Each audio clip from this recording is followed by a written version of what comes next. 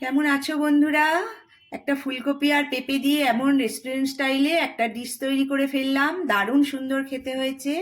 এখানে পেঁপেটা কুড়ে নিয়েছি আমি, একটা বড় ফুলকপির জন্য ছোট একটা পেঁপে নিয়েছি।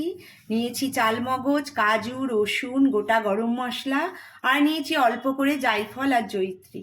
এবারে এই সমস্ত মশলাগুলোকে একসঙ্গে বেটে নেব। আর ফুলকপিগুলোকে আমি ছোট টুকরো করে কেটে নিয়েছি।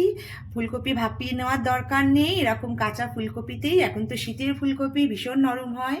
এবারে এর মধ্যে দিয়ে দিলাম কোরানো পেঁপে, পেঁপেটা অবশ্যই কুড়ে নেবে, বাটবে না।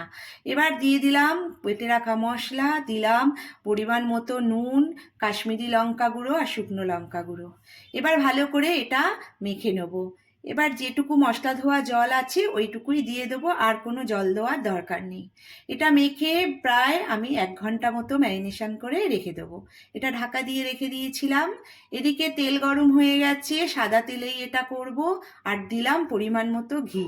আসলে এখন ঘিটা দিয়ে করলেই এটা খেতে বেশি ভালো হতো, কিন্তু এত ঘি দিয়ে এখন রান্না তো চলে না। এবারে এই তেলটা গরম হয়ে গেছে, এবার দিয়ে দিলাম ফুলকপি। প্রায় 1 ঘন্টা মতো এটা মাখিয়ে রেখেছিলাম, তবে তোমার কিন্তু খেতে ভালো লাগবে। এবারে দিয়ে দিলাম এটা, দিয়ে এবার ঢাকা দিয়ে দিব। ঢাকা দিয়ে এবার আস্তে আস্তে এটা নাড়াচাড়া করে নেব, কোনো রকম জল দেওয়ার দরকার নেই। খুব সুন্দর একটা গন্ধ বেরিয়েছে।